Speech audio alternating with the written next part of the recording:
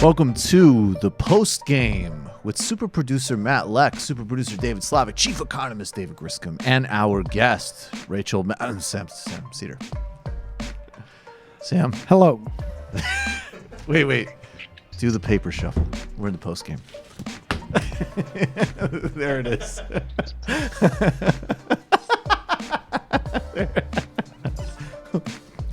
It was 1975. There was a school board election in West Virginia. It is pretty amazing, though, how iconic now she is. Like, this is the way that people would make fun of Walter Cronkite on some level. I'm not equating her to Walter Cronkite. It's obviously it's a different era. It's different things, but oh my God, how many news people can you parody? No, that's a good point. I mean, I guess. Honestly, you can parody all of them. But no, she's like that you do, and people would know who you're talking about. Chris Matthews. Yeah, definitely Chris Matthews. He's still pretty funny. Right. Did you turn my board up? But I'm saying, like, how many impressions could you do where people actually know what you're talking about? Like, that's a really good question. I think people would know. She's way Hannity. more than Mika and Joe, I think. Right, Aaron Burnett. I think Mika and Joe are not known. Do your Aaron Burnett impersonation or your Don Lemon. Like, no one would know what it was. I wonder, even if you did it perfectly. Don Lemon is known on some level just because CNN's in all airports. No, the name is, but I'm saying you don't have to say, like, you could say, like, hello, this is Sam Seder, and it doesn't, and everybody knows you're talking about. Right. Everybody knows you're talking about Rachel. I mean, so in that sense, it's pretty stunning. You have been the Edward R. Murrow of this whole process. That was just to translate. That's what you were trying to say about Rachel. Sorry, you don't need to suck up to MSNBC and the patrons only segment. I am Christ. I am vying for, well, I don't know if I can say this, but I'm vying for a raise that has, let me put it this way, 2 digits. I remember all these correctives. Like, I remember one time there was, in 2013, there was this girl I was dating, and she was just like, and she wasn't like, super, but she did assume, like, oh, when you go on Al Jazeera, they give you like, $300, right? It's like, nope. They send a car. And then I didn't say, how much you made at MSNBC, but I did. I remember I had to make it clear to somebody. They were like, "Oh yeah, but he's totally loaded from MSNBC." I was like, "Some people make big money there." But I think people have a but I think I'll tell you, have an assumption about those price was hired points. to help with some media training. I don't know, 5 or 6 years ago, where I would go down to DC and basically pretend I was Bill O'Reilly for 15 minutes per person that they were training. NGO people basically who need to go on air and they want to learn how to just do it. And I got paid for that. when I filled in for Olbermann and for Hayes, I got paid $0. I remember that. Exactly $0. Nothing. They literally were like, I got you'll paid appreciate to be a fake host of a non-existent cable TV show. Maybe but you'll not- appreciate the exposure. As a North Dakota native, I assume that anybody who appeared on television was basically set for life. No, like I think that is like a broad concept that like people like, oh yeah, you're fucking loaded. There was a lot of like Boston comedians who I think also had that same attitude, and it was always sort of like sad to like. I mean, I remember being in a low-budget movie, and there was a bunch of Boston comedians in it, with like literally 20 seconds of airtime, like in one of those like montages of like different guys that this person was dating. And I remember like those guys, and I had a bigger role, but not a huge role, and I was quite aware it was virtually meaningless. But I would get emails from these guys going like, "Dude, what's going on? Like I haven't heard from anybody. I don't understand. Like, I haven't can't- been invited to dinner with Seinfeld and Fergie, dude. I thought What's like happening? my 20-second scene was super funny, and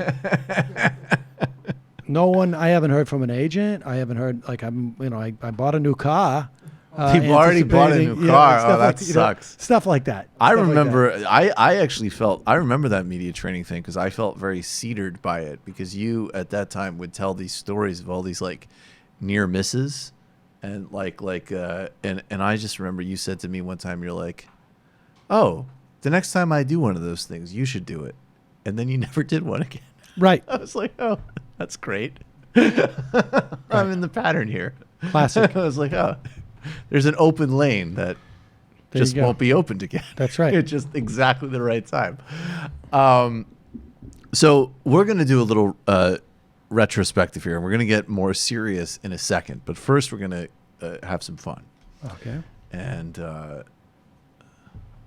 Oh, is it? wine just go to this improves. TV? Yeah, it's going to be on this computer. Wine improves with age. Many things improve with age. Who did this? LibTalk put this up? Okay. And so this is a clip. The serious point of playing this segment is really to show how mainstream and normalized homophobia was in 2006, and the sort of stakes that people like Sam were fighting on then. This is Mary Cheney. This is a clip. Yes, this is basically Mary Cheney, who is Dick Cheney's daughter, was having a baby with her partner at the time. Of course, they weren't married partially because of the literal, ban on marriage or upholding. There was the Defense of Marriage Act was signed by Bill Clinton in 1996, and Bush campaigned in 2004 on a constitutional amendment to permanently ban it, if I have it correct. Yes, he wanted And to change the Constitution. He literally wanted to change the Constitution There was to a enshrine I- discrimination I against can't gay remember and if it lesbian was people. in 2004 or 2005, but I'm pretty sure it was 2004. He did a one of those like fireside chats and came out and said like, super unfortunate, but we're going to have to just write into the Constitution that they're second-class citizens. I don't want to do it, but I gotta. So, and amidst of all of this, Dick Cheney's daughter is an out lesbian, and of course, all of the Bush administration's Christianist allies didn't hold any fire on her, and Dick Cheney. I guess by maybe the standards of the time, he didn't disown her. Right. But he wasn't exactly defensive of her against, overt bigots that were his political allies. This is all the serious part of why we're playing this clip. And then, as you'll see in a few seconds, there's I have also a feeling this is going to hurt. There's a This choice. one's gonna There's leave just a- it's just this is I'm gonna not leave going a- to say anything else. There's gonna just a leave a mark. facial hair choice that is just going to be fun for everybody to see. This is a rough time. All right, let's go. Countering the Bush administration's pro-family, pro-marriage, and pro-life policies. She continues to repudiate the work to which her father has devoted his life. Joining me now for some comment on this, the host of the Sam Seder Show on Air America, also author of FUBAR, FUBAR, America's Right-Wing Nightmare, Sam Seder. Thanks for your time again, sir. Thank you, Keith. Or is this, Sam, just the opposite of that last remark, that the vice president's work is repudiating his daughter and now the grandchild that he's supposed to love the whole of his life, and what the hell does that say about the supposed superiority of the traditional marriage? Yeah, exactly. For a guy who's willing to shoot his friends in the face, you'd think he'd stick up for his daughter and his future grandchild.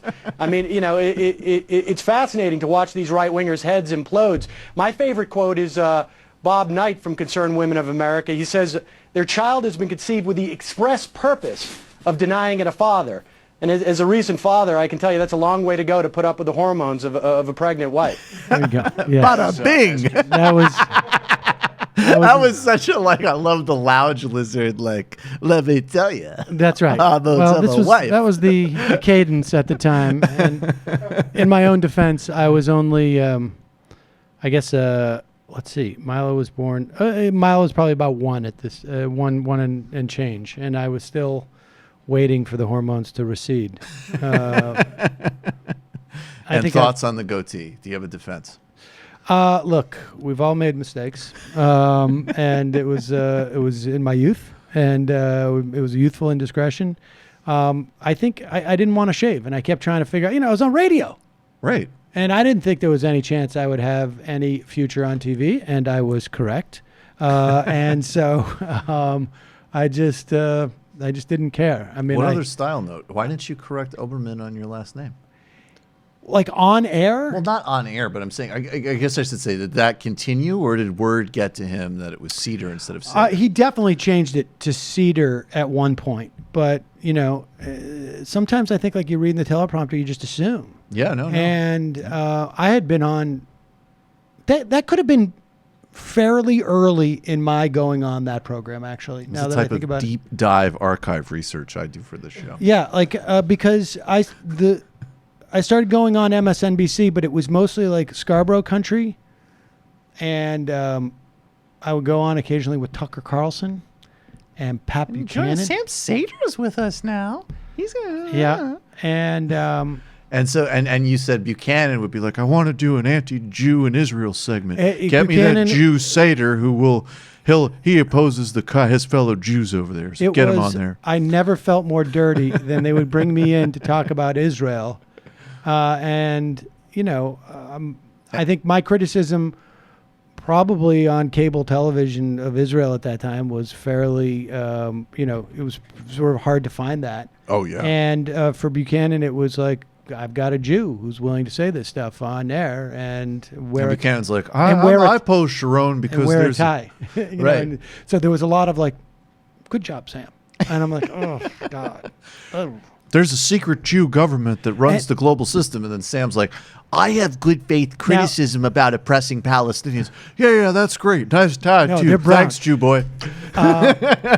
In fact, and I think I probably went on Buchanan before this happened, but I was at the RNC in Boston.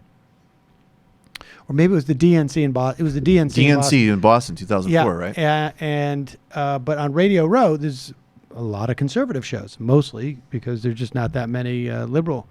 And I was talking to one guy, and he knew I was from Air America, and he's like, "Yeah, I'm not one of like these neocon types. I'm more like a Pat Buchanan guy. Like all this neocon Jew stuff. I'm not with that." And I was just like, hell yeah.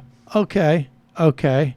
Like he was definitely not in with recognizing Jews, right? Exactly. In front of his face. Hey, dude. I know. Horn number one. It's so funny. Like horn number two. It's like, hey, I'm talking to a guy who is literally a liberal talk show host from New York, right? Like who looks like he could be cast in any mid-'90s Jewish sitcom. You may want to take your Judar in for a tune-up.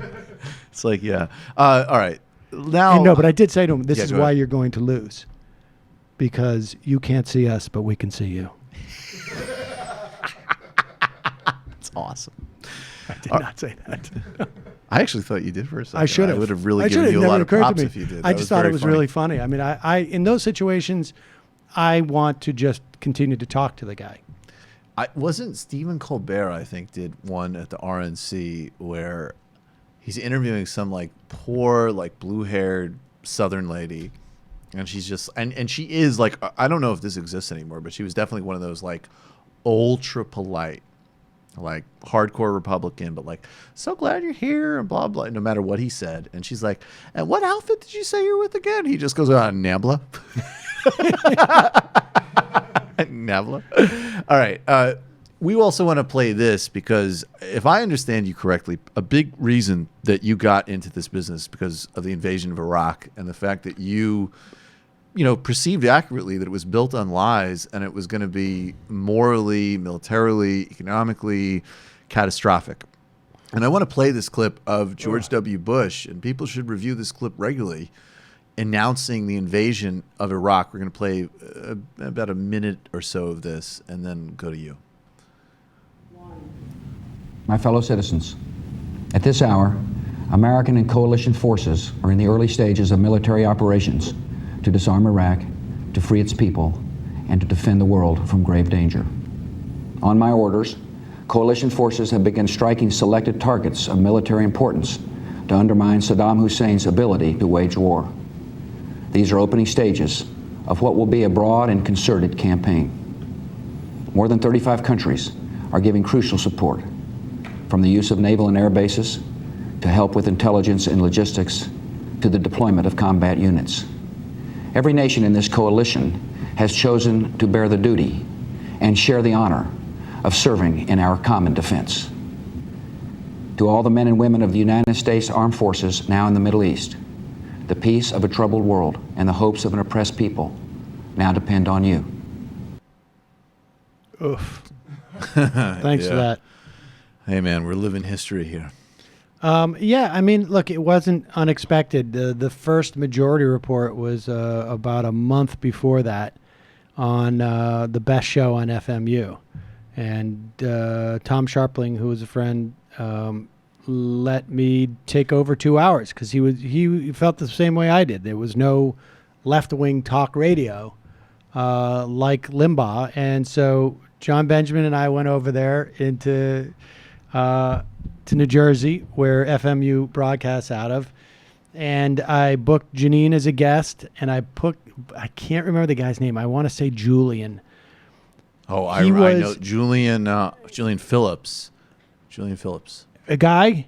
Dude, you don't remember this story? Oh, wait, maybe. So because I go on all those global networks, and there used to be one called Arise, which actually might still exist. And Arise, wasn't state funded. It was literally funded by some Nigerian entrepreneur who would not pay people every couple of months, and the station would shut down. But they got, in this news environment, they hired some pretty legit people. And I did a couple, including James Carville actually was a contributor there. That's why I hung out with James Carville once. It was pretty funny. And I would go on with this guy, Julian Phillips, who was very nice. He couldn't have been nicer. And he was a total straight, and that's the news at 11. I'm Julian Phillips. And I said to you once that you said, oh, how did that thing go or something? I said, oh, this guy Julian Phillips, he's a nice guy. And I looked at his bio. I was like, it's funny. I think he was on Fox News. And you go, oh. That's the guy. Now you can take it from here. Yeah, so somehow I don't know how I got him. I have no idea how I managed to do that. But I got this guy to come on. And he was the only guy I could get it to come on from Fox News. There is no liberal television. There's no liberal talk radio. And I brought the guy on, and I just began to hammer him. I was O'Reilly, and he was I remember O'Reilly had guys on. There was a kid, I can't remember who it was. His dad had died in the towers, and he was speaking out against the war. And O'Reilly would just attack him viciously. And Jesus, they're fucking and so sociopath. I was kid, and this is a year after his dad had been murdered. Yeah. And he's speaking out in his and he's conscience, not and O'Reilly's getting by in his kid, face. I mean somebody who probably was in his 20s or whatever. 30s. I mean, it's a sign of how thuggish Yes. they were. Oh, Yeah. it was Yeah. incredibly thuggish. Yeah. And I was Yeah. basically taken up. And I went in there. I think I actually still have somewhere the notebook. I had a notebook like this that was just and I'm quoting him the Project for New American Century. And I'm going do you think and at one point he says, look, I'm just the weekend guy. I mean, literally, he's in the. I mean, maybe this isn't because Shep Smith opinionates, but yes, he was clearly part of the crop of he was you read the headlines guy, not the. Yeah, no, he was Fox and Friends on the weekend, right? No, but that's true. He was his pedigree was definitely that, right? And I took advantage of him. But to be fair, it's not like I was a professional. I had no idea what I was doing. I remember listening to this. You were definitely not professional. No, it was... It was like a rage gasm. But yeah. It was basically you just said you are going to personify News Corp for me.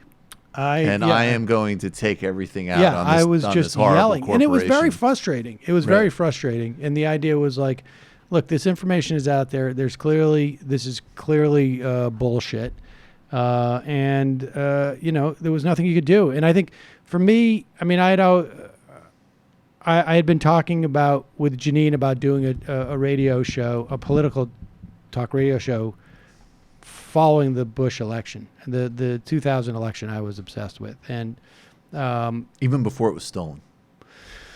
Well, in the lead up to it, I was I was, very actively engaged. Like, I think I did some canvassing, I don't know, and maybe in New York for Gore, but I also was like going to I vote swapped. I mean, I was sort of like a Nader guy, but I was like going to vote swap. Yep. So I was going to say to somebody, like, Nader wasn't supposed to run in Florida originally, and then he did, and then someone had developed something online where you could like just pledge, I will vote for Nader in New York if you vote for Gore in Florida. And because I was disposed towards Nader, but I also was like, I don't want George Bush to be president. And so the vote swapping was like a way of getting Nader votes, but in a state where, Gore was clearly going to win. And so then the election itself I felt was stolen. And I think we need to talk about that a hell of a lot more in general. I mean, we don't have that much time now, obviously, because we have a lot more to get to, but it's just amazing to me. Like, I think that should be on the list. Like people say, the invasion of Iraq, the Wall Street meltdown. I think you got to add Supreme Court gives George W. Bush the election. Oh, definitely. I mean, that was just contemplate the indication of that as how partisan the Supreme Court was at the time and how cowed the media was. And, I've mentioned this many times, but the September 13th, 2001 Newsweek cover, when Newsweek was actually like something that everybody read, it was Time in Newsweek, was going to be about a big rift in the Supreme Court that sort of broke out into the open, oddly enough, when Russian Supreme Court justices, their version of that, came for a meeting where they come and they learn how the U.S. Supreme Court works. And they obviously pulled that cover, but I felt like there was sort of like a shock. Like it was like the legal establishment in this country was in a state of shock based upon that ruling. And that it took them like 6 to 9 months to sort of like just come out of shock and then say like, this is effed up. And then 9/11 happened. And that was all she wrote. And then that, really changed the trajectory of things. And does news organizations that finished the count in Florida find that Gore would have won on a full recount? Was that true? I mean, the New York Times did a big analysis that, on some level said, yes, had you done a full recount, it appeared that, and they only did like certain, then the question is like, well, would you have to recount every single county? Right. But yeah, they found that. I mean, also there were like 15,000 voters, I think, in that district who had been disenfranchised by Catherine Harris, who was the Secretary of State and also the George W. Bush campaign chair in Florida. Remember, the boring Bush was the governor of Florida at that time. And so there was a lot of different ways in which that could have gone. But the Supreme Court should have never interfered in that in any shape or form. Let alone evoke the 14th Amendment on George W. Bush's civil rights. That's right. Pretty extraordinary. And then say, and also and don't ever apply this again. Right. Only use this for a governor that we're handing the presidency to. The classic Supreme Court one-off where this has no bearing on U.S. law. It's just sort of like... Just fucking do it. It's a side gig, sort of like what we're doing. So... in the Trump era and in 2016, you are, a cuck and a shill and an apologist for the neoliberal establishment. And right. sadly, it pays. Yeah, I mean, and even Matt and I, whom obviously have better politics than you, unfortunately, are still, Tarred. dragged Right. and tarred by the cowardly and fear-based brand that you have. Right. But in the Obama era, I am You were what- nakedly anti-moon falling into Lake Michigan. for those that don't know, we're definitely doing a Who TMBS doesn't know style. that? People know that. There's some people new to these shows that with Probably. some of those references are like, who the hell are you talking We about? need like a glossary. We on really the do. website. We do need we really do. During the Obama era, though, and you brought me on right around the 2012 election, and this was you were ahead of the curve, did really good reporting on Occupy, and you were a whiny bitch about Obama's attacks on the social safety net. And Yeah. you were actually really concerned about, obviously the drone stuff, but really Wall Street and Obama's willingness to make concessions on Social Security and Medicare. Can we play one clip, and then I want you to tee off on it? But this actually kind of distills it pretty well. This is up until 2013. It's amazing that in 2013 this was still going on, because I think, was it 2015, Obama reversed himself and actually called for an expansion of Social Security? Oh, I don't know if he called for an expansion, but the Senate did a non-binding resolution. No, there was actually maybe even 2016, but Obama did have some kind of shift on that. He very late took, in the he game. he took the COLA increases off the table. Anyways, At the very least, this is actually Bernie Sanders interrogating Jacob Lew, who's Obama's Treasury Secretary. This is 2013, on them introducing chain CPI, which you can explain. I'll let you have the whole politics of Obama and explain the politics of Social Security right after we play this. As you know, Mr. Liu, many economists will tell you, including people from the AARP and quite knowledgeable people on senior issues, that the current formulation underestimates inflation for seniors because it doesn't fully take into account what seniors spend money on, which is prescription drugs, health care, heating, food, which is going up faster than general inflation. I understand the theory of the chain CPI is that if you don't want steak, you can eat chicken. In my state, the weather gets 20 below zero, and a lot of elderly people spend a lot of money on heat. Your budget, the president's budget, is going to make significant cuts in LIHEAP for a start. But on top of that, I want you to tell the people, the elderly people in Vermont, what substitute they might use for heating oil when the weather gets 20 below zero. Do you have any good ideas for them on that one? Senator, I don't disagree that heat is a big issue in Vermont. It's a big issue in the Northeast. Second point that I want to ask you is that White House spokesman Jay Carney said, and I think, by the way, you said something fairly similar, but this is what Carney said, November 26, 2012, we should address the drivers of the deficit, and Social Security currently is not a driver of the deficit. Adding, end of quote, adding that Social Security should be addressed on a quote-unquote separate track. I think a number of administration people have acknowledged, Mr. Zients was here last week, that Social Security has a significant surplus in its trust fund, could pay out benefits for the next 20 years. If Social Security is not a cause of the deficit, why are you proposing in your budget to cut Social Security? Senator, I think the President made clear in the budget, I tried to make clear in my opening remarks that the President would not normally choose to put a proposal like this forward.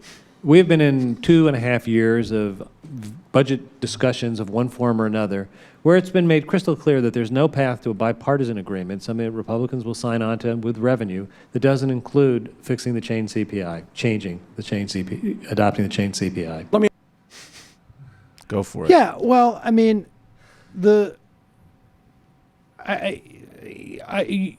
he's basically saying we're negotiating. I mean, okay, at face value, he's saying in normal circumstances we wouldn't do this, as if like normal politics don't exist. Like there's not like it's not normal for one party in a negotiation to want something different from another party. And so as this is abnormal, we're going to give them what they want right off the bat before we enter negotiations. The reality is that in January of 2008, before he was even inaugurated, Obama was talking about entitlement reform, which is, not even code for cutting cutting Social Security and or Medicare. And, the chain CPI was basically, and Bernie described it very well. There were multiple models in which to measure inflation. Now, like at first you think like, well, inflation, it's easy. You take all the prices, and if they've gone up, they've gone up. You take all the different prices, but it's just not that simple. And so there are different models which capture the actual experience of people, lived experience. The lived experience for an elderly person is different than it is for a lived experience of a 20-year-old, because a 20-year-old, it's like there's inflation. If pot is more expensive, is beer more expensive, is is like a fast food more expensive, is rental apartments in hip areas more expensive. That's how you measure inflation if you're 20. But if you're elderly, it's like, our drug price is more expensive.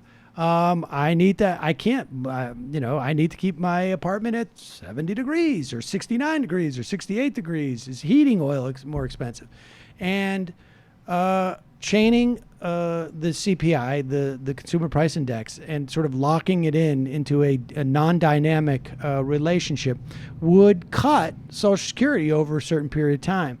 And it necessarily impacts elderly people more, and the measure of inflation was not reflected in that CPI. The true implications of inflation for elderly people. But this was a long-term plan that Obama had and his folks. And frankly, like, I remember the first thing I was on TV for prior to the launch of this show, criticizing Obama, was the bankruptcy bill and the cram down. And it was like shortly around, like, Bill Maher was critical of him at that time, I remember, because it was on Campbell Brown of all places, before she was a corporate reform, education reform. I mean, I just didn't know anything about her. Former CNN host who now supports corporate charter schools. Yeah, and I think that's, I don't know where she is in that. Yeah, but I haven't seen her in years. Yes, actually. I think. But and she, I think, ultimately, if I'm not mistaken, married a Bush Iraq Provisional Authority official.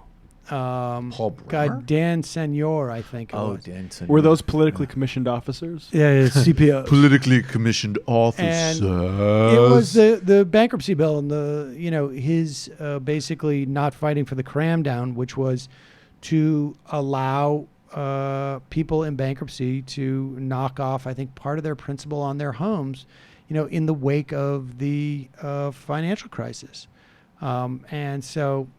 And also to relieve yourself of student debt. Right. And so that was like the first, like, oh, there's a problem with Obama, which I remember at Air America just saying, like, this is going to be great. We're going to have a fight with Obama from the left. This is going to be so radically different experience than dealing with George W. Bush. I was looking forward to that. And that's what it was.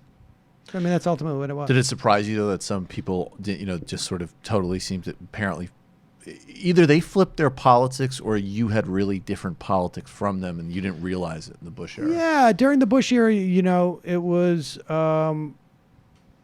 maybe I didn't, I wasn't as intimately involved with politics, in 1999, let's say. And I distinctly remember being in Cobb's Comedy Club in 1993 or 92 when Clinton won, literally being in that room, shadowing Mark Maron as he was, in between benders. And everybody was so excited about Bill Clinton. I just remember going like, relief, okay, but really, can you get excited about this guy? The guy who executed the mentally incapacitated guy It while was he's running that, for and ran on welfare reform and deficit reduction. It was the corporate. It was just the corporate. I wasn't, I wasn't that sophisticated about politics that I could say like, the litany of policies. It was just more like the people I was reading were characterizing him in a certain way that I was like, this doesn't excite me that much. Right. And because I was a comedian, I didn't have the time dedicated to this, and there wasn't a lot of outlets. Frankly, like there's no. Yeah, who was it? Well, there's no internet. Right. So what do it's you, like occasionally read The Nation. Yeah. Yeah. And books. But there was no, and maybe like the Village Voice, but I was out in L.A. at that time, so it was just, you had to, it was hard to get an assessment, particularly because the mainstream media was not really even that. We're not making assessments like that of the candidates. Let's go. Let's touch on, then we'll take some calls and some Discord questions. But we do have to talk about dealing with all this in the Trump age. And the piece of sound that will take us in, and maybe this is wrong of us, but it is the post game. Like, maybe we should play a piece of sound where it really sort of distills how racist and despicable and, just grotesque Trump is and all of the poisons he's deepened and given permission to in America. But I'm indulging us in picking a really fun one. But it did seem like when he said this, even for me, like, having much less experience, was like, wow, we're really putting different things on the table here, mostly for worse, but in some ways for better. John McCain, a war hero, 5.5 years as a POW, and you call him a dummy. Is that appropriate in running for president? Okay, you got to let me speak though, Frank, because you interrupt all the time, okay? He hit me. He's not a war hero. He's a war hero. He's a war hero. 5.5 years. He's a war hero because he was captured. I like people that weren't captured, okay? I hate to tell you. Do you agree with that? He's a war hero because he was captured, okay? You can have, and I believe perhaps he's a war hero, but right now he said some very bad things about a lot of people. A beautiful day with incredible people that were wonderful, great Americans, I will tell you. John McCain goes, oh boy, Trump makes my life difficult. He had 15,000 crazies show up, crazies. He called them all crazy.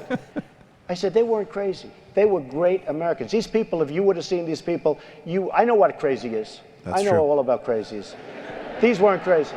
I mean, that should have also been a tip-off right to Clinton. That, like, it's not going to... like, how dare you, sir? It's not exactly going to work. Well, the deplorables thing, like, I don't blame her for saying that. There are deplorables, but, I mean, from a strategic standpoint, like, what is that gaining you, right? Right.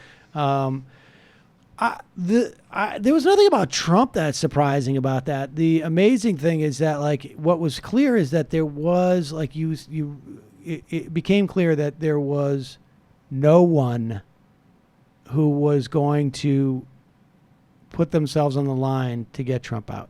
Right. That all happened when it was, like, clear, like, too early. Everybody was afraid of alienating his people until it was too late. And then it was too late. But also, there were moments, though, where it was like, can we stop valorizing John McCain? Or, the way he would talk about, like, Rand Paul. He's not a principled, interesting libertarian. He's a guy who looks fucked up and is dumb, and he shouldn't be on stage with me. There was a period of time. I mean, now it's not only, I think, that it's disgusting, I think it's also kind of done. But there was a couple of months where it was like, this is actually very novel. When the debate happened where Trump called Iraq a big fat mistake to Jeb Bush's face, right? I clapped. Me and my friend were watching that in my apartment, and we cheersed. Absolutely. Right. Absolutely. It's the same reaction. And, and Bernie was speaking truth, and he never looked at Hillary Clinton and was like, boy, that was a big fat mistake. And you and your husband screwed up. I mean, he had those moments, and, he enlarged everything, right? Yeah, and I think, like, look, there's he came off as, I think, willing to, I don't want to say authentic, because I hate that word and because... Why do you hate that word so much? I just think that it gets overused and it's bullshit. It's really just like... I like the two steps there. One, it's like overused, yes, absolutely. And authenticity is just bullshit. Well, no, authenticity is not bullshit, but it's like, I'm sorry. If you're a politician, it's necessarily conceit. I mean, if you have a public persona, it's a conceit. Even if you decide to, like, not put on airs, or not to be formal, or not to change your positions, or not to hide the fact that you want to fuck your daughter, or cynically use real grievances that have just been lying around unused by politicians. Or weaponize real grievances for fascism. I think he just like, he wasn't being frank or not frank. I mean, he was just, he may be speaking like he normally speaks, and in that sense, he's authentic. Right. But he's also a liar, and he would do that. Authenticity is not the right word. He's just like not. Well, he's authentically a liar. Right, but he's not. But he's not putting on. He's not like. There's less pretense. He's not authoring any of this, to go back to the root of the actual word. Right. Yeah. Right. That's true. Well, he's also Obama never said. Hillary Clinton, who would be Obama's Lindsey Graham for that joke to work?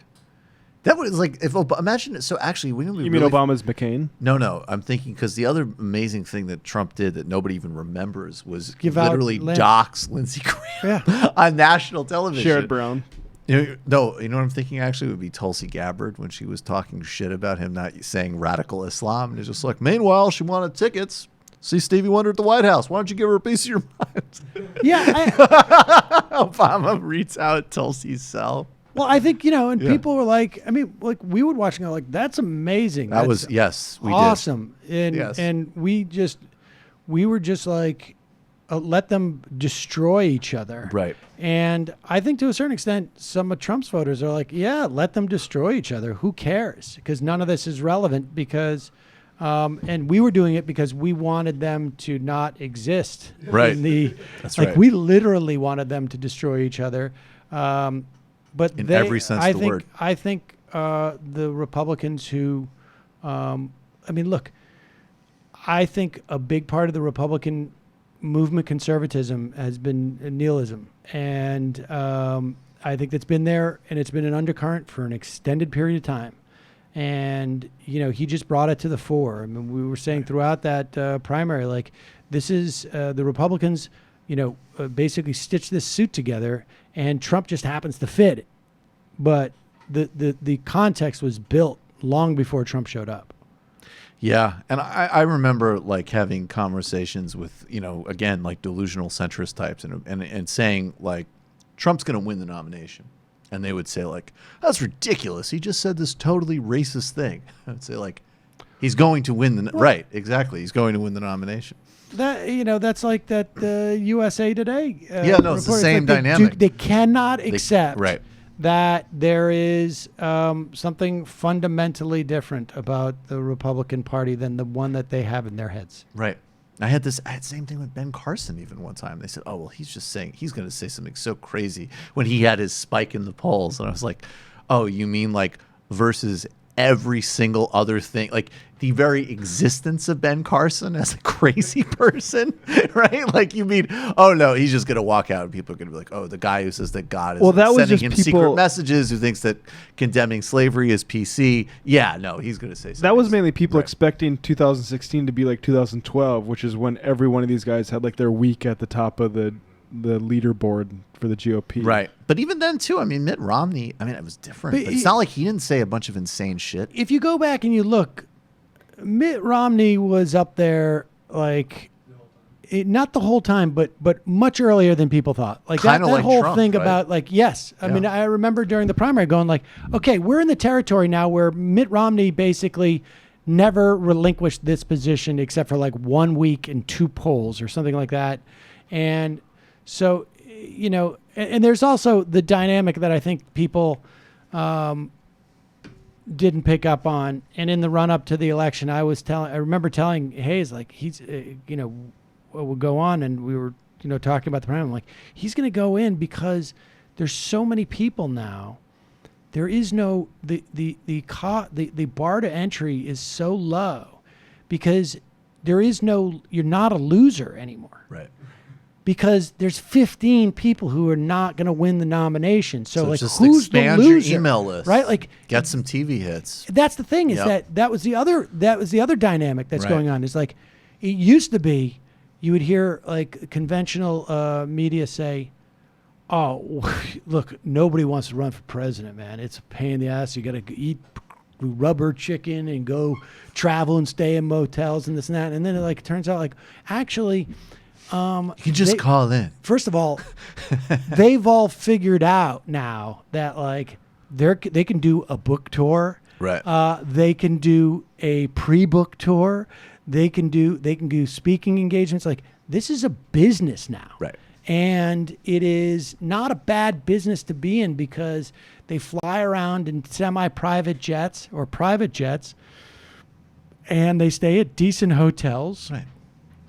And they have people come out and cheer them. I mean, I would run. That sounds president. incredibly fun. You stay at good hotels. You get introduced, even if you're polling at 2% and are irrelevant. You're still going to be in a room of some people. They're going to say the next president of the United States. Then you talk. Then you go on TV. This is not a burden. What it does for your ego and your bank account. I mean, there's no price to be paid. There's none. That might I don't know. For some reason, that could be a funny sound drop too. There's no price. I feel like that's the name of the book. None. That's the name of the book the political scientist should write, debunking the whole notion of it's difficult to run for president. That actually would be a really good book. Let's take some calls. I apologize to anybody we miss. We will miss some, but Friday is going to be all about the calls, the live stream at 6, because next week, of course, there's no TMBS. You're calling from a 478 area code. Who are you? Where are you calling from? I believe this is Jeff in Georgia. Jeff in Georgia. Wait, what? What are you doing calling this show? That's funny you say that, guest of mine. I was just about to congratulate you quite magnanimously on making it onto the main show for the first time. I'm not so sure I won't do that after all. No, but in all seriousness, I know it's late, and we can take a lot of calls on Friday. This is a post-game, of course, so it loses a little bit of its zest, if you will. I want to make the point that even... Let me start like this. I have a podcast that's okay. It's okay sometimes. To make something that's even a little bit good is really fucking hard, y'all. And to make something that's good day after day after day, week after week after week, year after goddamn year, if I'm being honest, is quite a feat to behold. And I just want to let you both know, even you, Sam, you rascally son of a bitch, even you, I want to thank you all so much for teaching me so much, opening up my world, giving me a whole community to be a part of. You guys are the best. Thanks, man. Much appreciated. Thank you. Dissonant Peasant. Check him out. You're calling from a 718 area code. Who are you? Where are you calling from? Hey, is this me? Yep. Hey, it's Abby here from Brooklyn. Hey, what's going on? Hey, I just wanted to give Elon Musk a little defense. Oh, ooh. Of sorts. Danger. Well, because look, I think the reason that people like this guy is because in some ways he's transcended the kind of neoliberal capitalist imaginary. He's proposed these bold infrastructure ideas. What's that? Sorry, no, I'm just being obnoxious. Go ahead. Sorry. No, you know what I'm saying? It's he's proposing things that governments no longer do, or at least that Western neoliberal governments no longer do, right? Yep. And so, I think he's kind of I kind of think of him as a Don Quixote figure. The contradictions of libertarian ideology are making his brain melt, because you can't do those things through capitalism, but he believes his own Kool-Aid. And so it's to make fun of him as a government contractor or that's actually what he should be.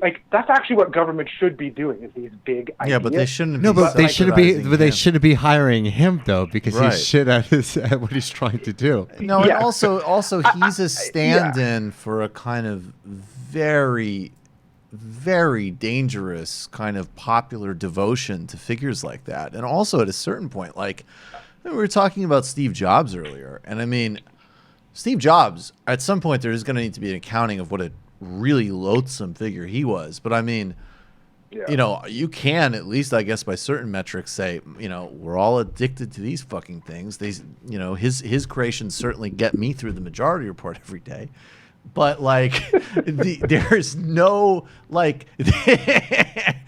Elon Musk is hype and bullshit, and I started to notice, and maybe this is, you know, this might be a defect in my own personality, but it might also be potentially have some value to it, which is like, I gave him a gentle criticism on something pretty specific. I don't even recall what. It might have just been the labor abuses, which anybody with any remote sense of the kind of work that I do would know that that would be something that I would, you know, criticize anybody on. And the type of online cult and persona he's constructed, I think is really unhelpful. And in some ways, like, he's not that different from the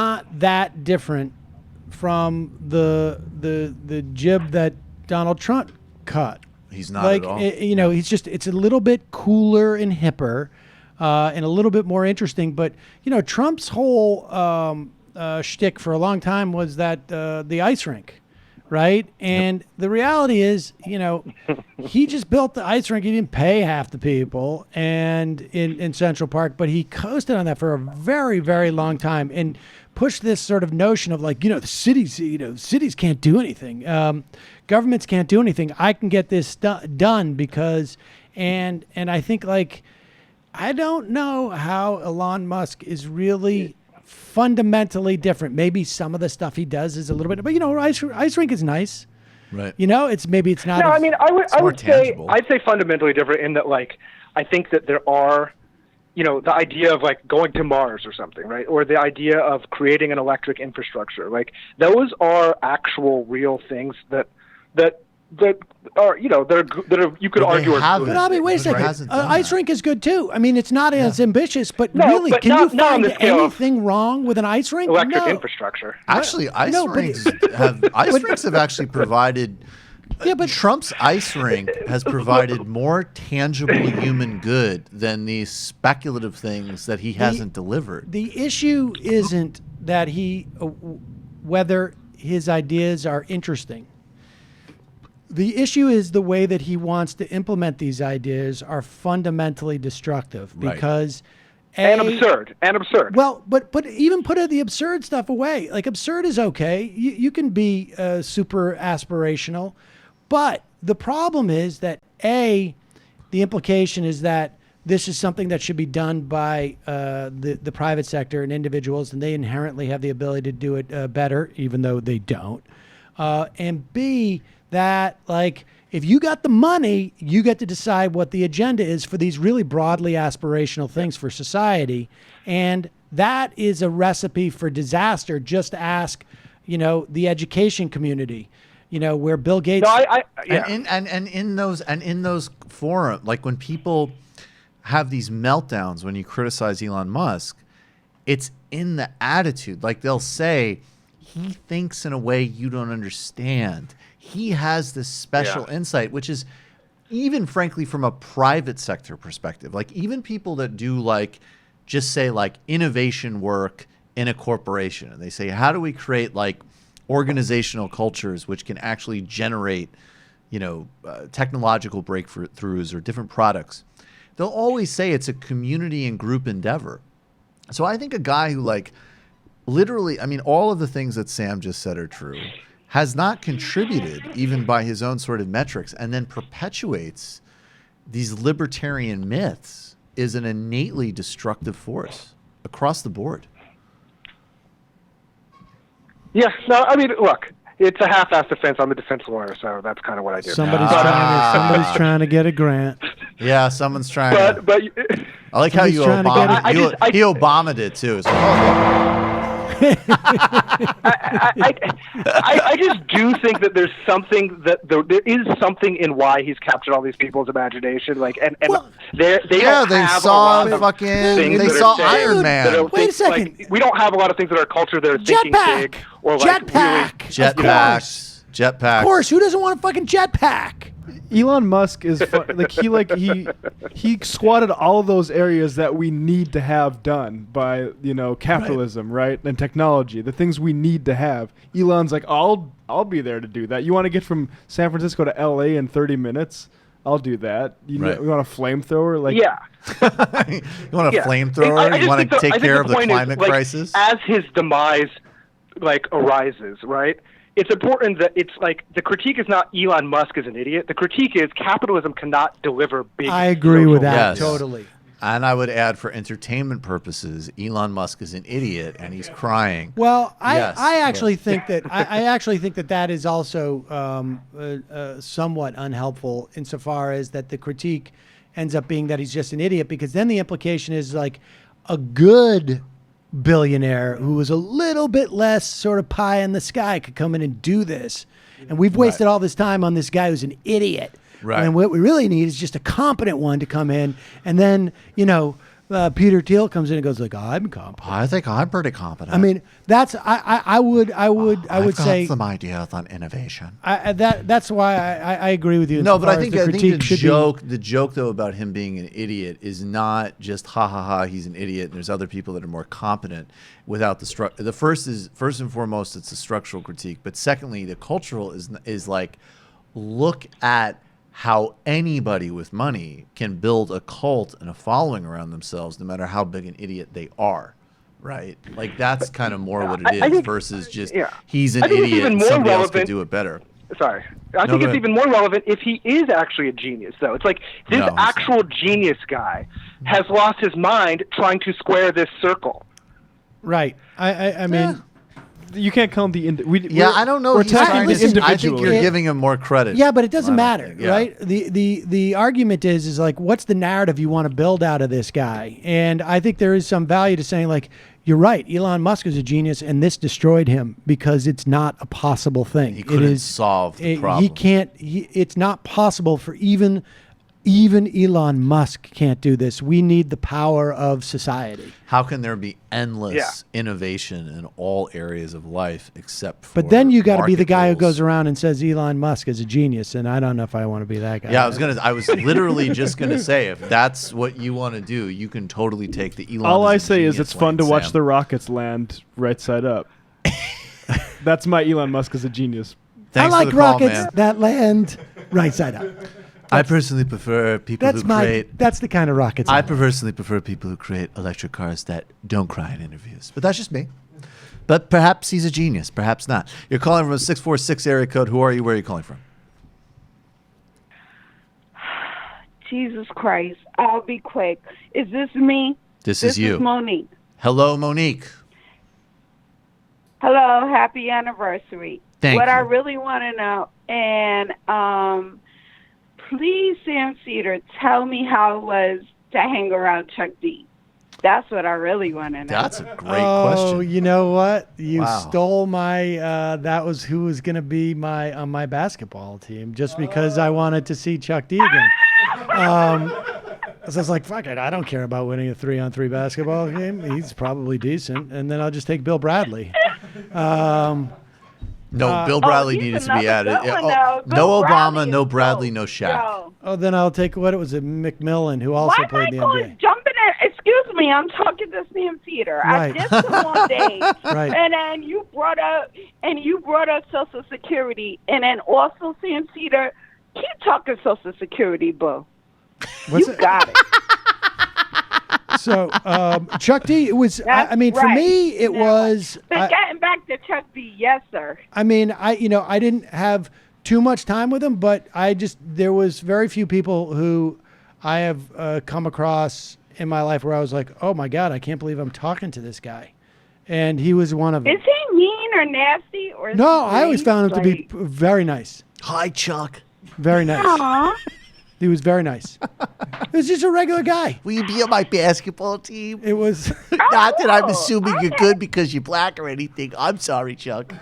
I love Public Enemy. You know what? You said Why pick is a he rapper interloping? I'm talking to you, Sam. I mean, I think this is pretty instructive. You can't. You know what? Oh my God, he can't leave it alone. But can you finish, and then I just want to say something. But go ahead. Well, he Ignore was him. always nice. But and you said he was a nice person, and then with the whole, because my brothers, that's the reason why they started listening to Air America. Oh wow. Because of yeah, I know. Yeah. The more, and Rachel Maddow was on there with. Yeah, with him. it was Chuck, Rachel Maddow, Did Big and Head know Liz that? Winstead. I'm sorry. Go ahead. It was Chuck, Rachel Maddow, and Liz Winstead. Yep. Yep. And I mean, someone got quiet. the conversation. Right, he's checking his Twitter. The conversations I had with him were like incredibly banal and just sort of like, I'm tired. Me too. Like, where's a good lunch place around here? Fight the power, right, Chuck? I would always try and work it. Like I would be like, that place around the corner's got pretty good sandwiches, but you gotta fight the power to get a good, to get the turkey before. Hey Chuck, somebody how goes does in. Flavor Flav have so many girlfriends? Can we go out You together? know what? I'm trying to work with you, Sam. I'm trying to work with you. I understand. And the reason why I even started listening to this guy was because of you guys. And what I was trying to say, if he would be quiet for 5 seconds, is how you guys got me into politics. And I saw you on TV, and then I saw y'all made it interesting with the election. And it made it, even the night when Trump won, and the emotions, at least I understood I wasn't alone feeling that. Right. And from now on. And I just want you to know that. Well, thank Both you. of That's y'all. very sweet. Thanks, Monique. Okay, and that's it. All right. Thank you. Whatever, Michael. I'm going to get back at you in September. All right. Patty. Bye. Bye. I'll see you uptown, Ma. Let's do our picks. Okay, we're gonna do our picks now. Who's on your team? Well, I already said. I mean, okay, so Chuck D's your rapper. That's fine. But who's your politician? You think Bill Bradley was literally a Nick? Like he's an professional. you said any politician. That's why I would take the all one right, who we're was a saying Nick. no Obama, no Bill Bradley. Come on, we can't do Well, totally I mean, obvious. that guy. There was a guy McMillan, I think, who was also who also played for I feel like Detroit. Okay. I mean, I want to win, and I want to hang out with Chuck D. I want to hang out with Chuck. All I need to do is pick the guy who's a basketball player, and then I get to hang out with Chuck, and I probably don't even have to get on for the what court. it's worth, I hate to say this. Tom 'cause McMillan. Tom McMillan. I like Bill Bradley, but he doesn't. I mean, he might not be moving so well nowadays. Well, wait a second. You get him in your. Wait You get a him in second. No, the I'm prime. just saying. No, that's your pick. No, You get no it- Bill Bradley. But you Still get him in Hold the it. prime. Hold it. Wait a second. Still no Bill Bradley. I'm just saying. Still no Bill Bradley. I don't like these restrictions. I think Shaq You're should have making been. them up as you go along. That's the problem. Okay, Shaq and Obama? Sure. Well, that's not what I'm going for. Well, then All I'll right. take Shaq and Obama. I'll take Shaq and Obama for having no fucking rules and it's just anarchy. I'd take Shaq and Obama. Well, you can't draft the same guy. I me? already drafted Shaq and Obama. No, you you drafted. didn't. You You drafted- drafted the other you guy. drafted- Well, Chuck that's because D you told me and- Shaq and Obama weren't available. Well, the rules just changed. I'm the Supreme Court. This is the Florida recount. Shut Okay, up. well, here's All right. my rule. I get 5 guys. I think Shaq and Obama can handle I'm your not going 5 to pick guys. any of those guys. Okay, Matt, go ahead. So for the rapper, I'm going to pick Snoop Dogg. He's 6'4". He coaches his kids' Pee-wee football team. He's been to a lot of Lakers game, and he's going to put butts in the seats, right? I'm not going to pick one of these obscure guys. I could have Master P would be another good No, one. Master P Wait a would- second. You're would doing be this the- because you get ticket sales? Yes. Yeah. Yeah, that's a didn't new realize. rule. You make profits off of ticket Wait, this sales. is a big. Okay, wait, this I is had good. no idea Yeah. that was what was Okay. going on. All right, fair enough. And then to stick with, I like because Snoop is 6'4". I'm also going to go with another 6'4", probably power forward out of Illinois, Abraham Lincoln. Fuck yeah. That's Famously unathletic. yeah, but I'm just going to stick him down in the post. Yeah, right. Downtown. Good luck with that. I've got the pick. Airball.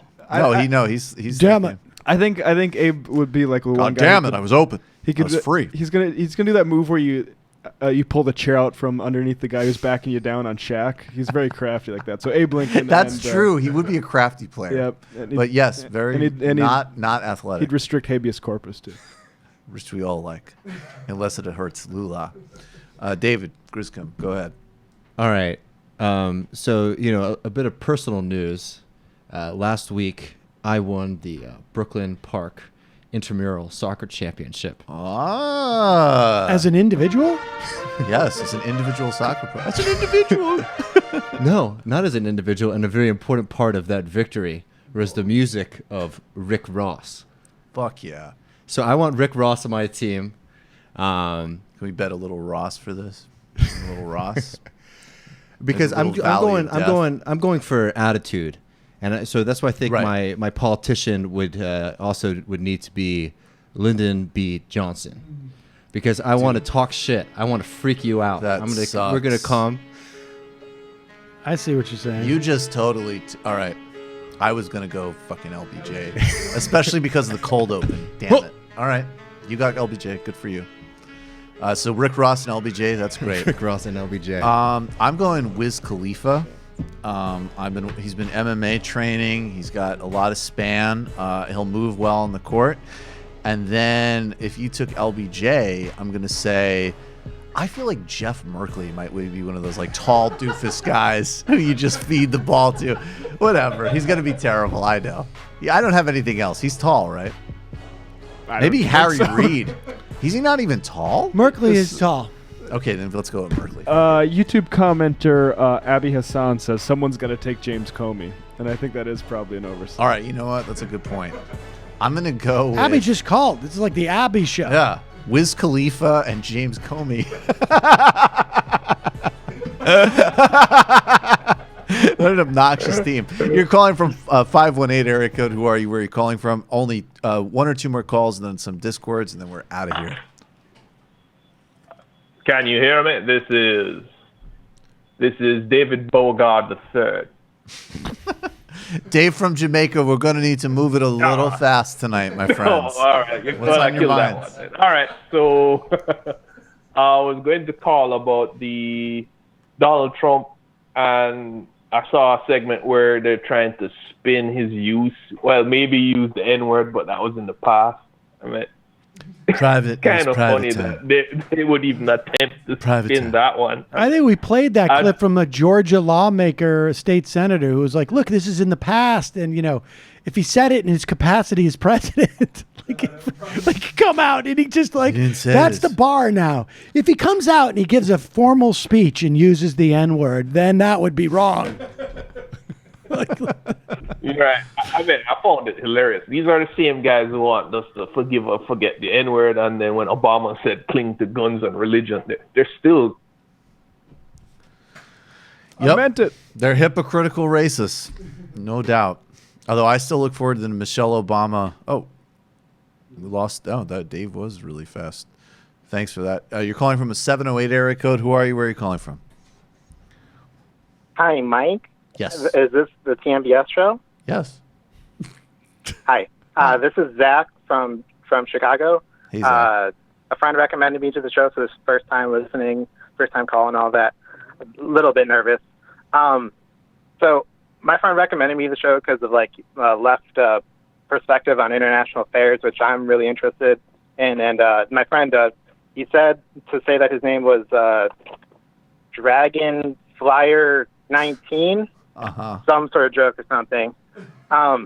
Anyways, so I was listening to some of your material on the Brazil and stuff, and I gotta say I'm rather disappointed. Right. I'm really kind of mad at this friend because really looking at the whole situation with Lula, yes, I want to kind of give it a libertarian take on it because yes, what the state's doing to him is a violation of his fundamental rights. It's a monopoly of force. They've imprisoned him for merely owning property, which is a fundamental right to me. Right. But also at the same time, Lula gave money to the poor, and when you subsidize the poor, that makes it more expensive to live because that's what subsidies do. It's picking winners and losers. So I'm personally conflicted on this because of that. And I just want to let you know. I not only worked at and manage, but I am now an owner of a Chipotle. So I believe this gives me a unique perspective on Brazilian politics. I would really like to hear you respond to this. I think you got me in a logic chokehold, and there's nothing I could say. All right, final. I was honestly about to offer you money to call in during the day. I was honestly about to go like, dude, what's your Venmo? I'm about to pay you to call into my show tomorrow. You're calling from a 647 area code with the final call of the post game. What's on your mind? Hey, Michael, this is Banerjee from Toronto. Hey, Banerjee, how you doing? I'm doing good, man. Congrats on the 1 year. Thank you. And I love the show, especially because of the broad international focus. Thank you. I saw Jeremy Corbyn's austerity video, and it was great. And the timing is very important because the last couple of days, the technocrats in the EU are celebrating the fact that Greece has exited the third bailout. But it's nonsense because they are crippled for decades now. Right. And I just feel like the biggest lesson from this, other than just the fact that austerity doesn't work, is how the socialists should not fuck up. They should look at Syriza and say that's one thing that we should not do, because they had the thing handed to them and they fucked it up. Well, And also, now, Syriza doesn't I have see the options that the UK has. They don't control their own currency. They don't. I mean, I'm not to say. I mean, they maybe could have followed the path that Yanis Varoufakis advocated, and I'm critical of Tsipras, but they didn't have many options, if we're being honest.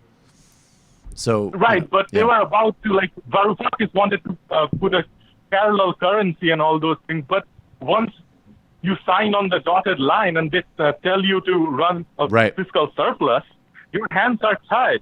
That's and right. When the Greek people are with you and when they vote on a referendum that overwhelmingly rejects the bailout, they should not have done that. And I agree. I see the polls, and I think they're going to lose next year. Oh, And I'm sure they'll they're going to lose to the same old center-right mainstream party. And one of the biggest reasons they're going to lose is because a lot of the young people have left the country. Yep.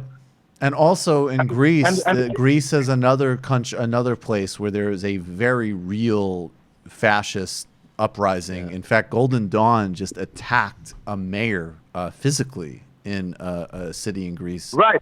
Because he was speaking out, sort of against racism. So yeah, no, I mean, I'm not trying to. I'm just saying, Syriza, they made the wrong, especially. I mean, frankly, having if they were going to capitulate to the EU.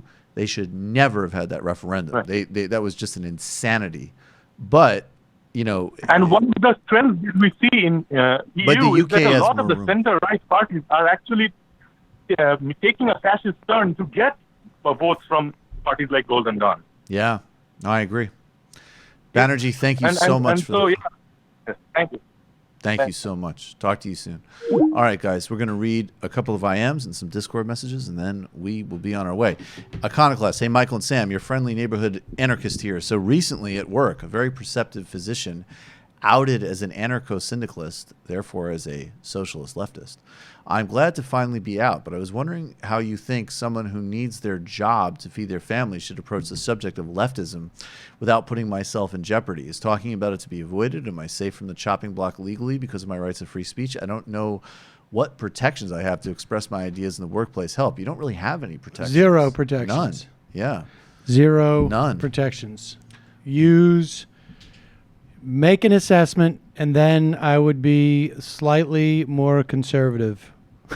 Like, if you think the risk is like a 7, I would assume it's a 9 out of 10, and operate under those. I mean, it's also hard to know exactly. What did he say his job was? He's a physician. I mean, I don't know the context that you'd be talking about this. You wouldn't be talking about it with your patients, I'm assuming, right? Oh, you're definitely talking about it with your patients. Oh yeah, I would do that. You're like, I won't treat you unless you become a syndicalist. From my sitcom writing days, the whole thing about MASH that was interesting was that because they were such good surgeons, they could get away with anything. Because at the end of the day, the most important thing was that you had surgeons in this MASH unit. So that's the way that you would write like the sitcom was always like, how can I put these people in a position where they should be fired, but they won't be fired. And so you got to determine whether or not you have that type of latitude. It sounds right to me. I would just say left is best before you do an intake. No, I'm just kidding. Will Brazil go to a military dictatorship? You could play that off, actually, too, if you're a surgeon. You're just like, no, I meant like your left arm, like your whole left side. It operates better because of brain function. It's not important. I'm a doctor. It's science. TMBS is my jam. Will Brazil go back to a military dictatorship? I don't think that that's inconceivable, to be honest with you.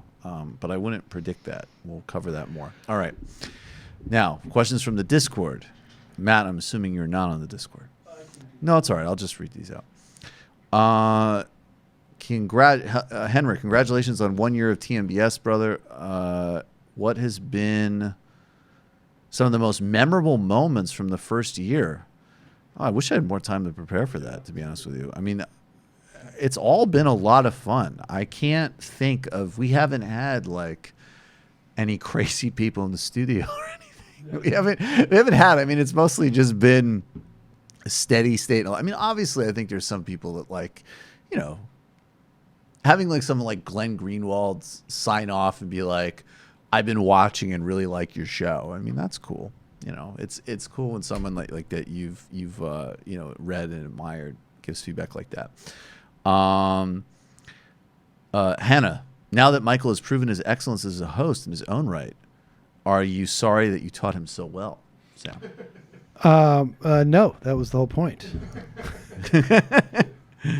Indeed. Question from Kentucky Fried Comrade. Michael and Sam, did you hear the news that the DOJ is pressing charges against my former congressman and epic shithead, Duncan Hunter? And the best part of that indictment is that Duncan Hunter's wife sent him to a golf club to buy like some type of like golf apparel, and because she said, we can just pretend we bought golf balls for the Wounded Warrior Project. Was Duncan Hunter the one that had like the chandelier in his office? No, I don't know. No, you're thinking of a different. That I know you're talking about the one who did the Downton Abbey theme. No, Duncan Hunter is from California, I believe, and was an early Trump supporter. I mean, he was the first congressman to endorse Trump. Jay Tingle, this is referencing earlier. What do you mean there was a problem with Catherine Lanford and Al Franken? She was co-host for over a year. Their chemistry wasn't bad, and she was brought over from Minnesota Public Radio. I sat next to her at a taping of The Daily Show in 2004. Oh, well, in that case, she must have been great. Dude, wait. She seemed pretty comfortable in her own skin. There you go. She was really great at sitting next to people at tapings of comedy shows, but not.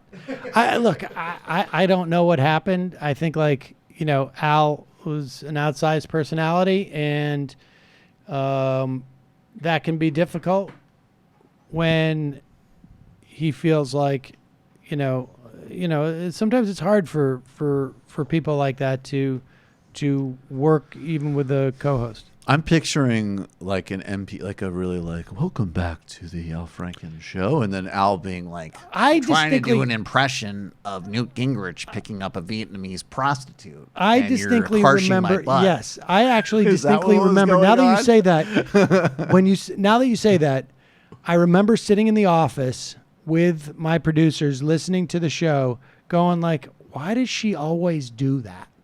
Like I think you mean the NPR thing? I think the dynamic was like she acted like his mom and said like, "Oh, Al, stop doing that."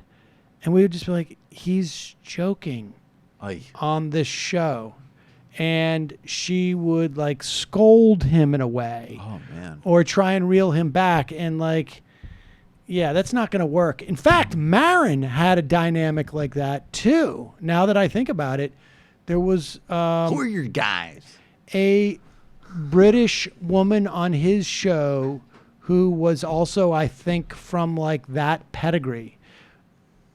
Just not a, like at first on paper it seems like, oh, this is a good idea. We'll have like the comedian who doesn't have like the journalistic chops, and we'll put them with like a very serious style, journalist, and we should make it, a woman, so there's some type of balance there. But like, why not put on a female comedian? Right? Why not? Just and then have just two bring in funny some people like that know how to do stilted. it? No, I think you bring in like a stilted, woman or guy, to sit To in be the the corner third. and be the third who just drops in like. That's the model. You know what's funny is I'm thinking from doing this show, the gender balance wouldn't work, but Mike Hanna, actually incredibly funny guy, which you wouldn't necessarily, he's an incredibly serious journalist, but you sort of at least for me, I've kind of tested out certain things like, hey, can I get away with making this joke? Because at first when I would have Mike Hanna on, I'd be extremely Al Jazeera mode. There was something he said that we thought was pretty funny when he did that well, he did that Trump report, right? Like that jump, like that what do they call it? Smash cut, right? To actually he didn't.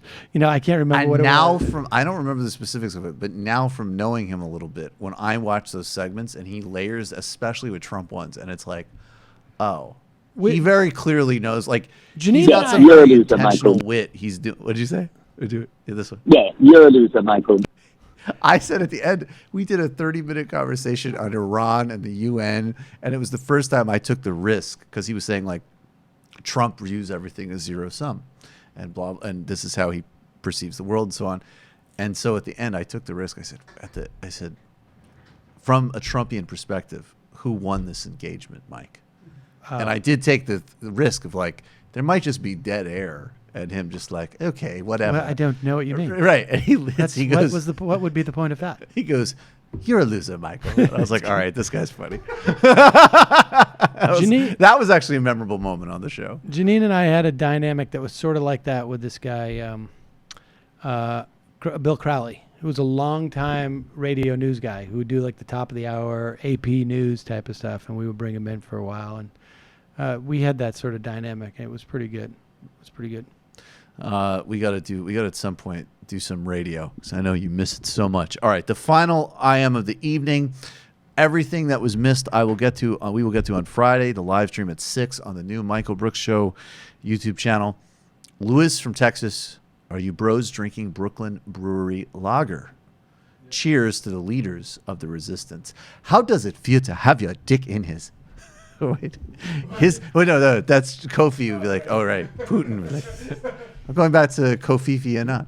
It's Cheeto. Yeah. Putin's cock holster. Is this fake news you are talking about? Dictator and chief.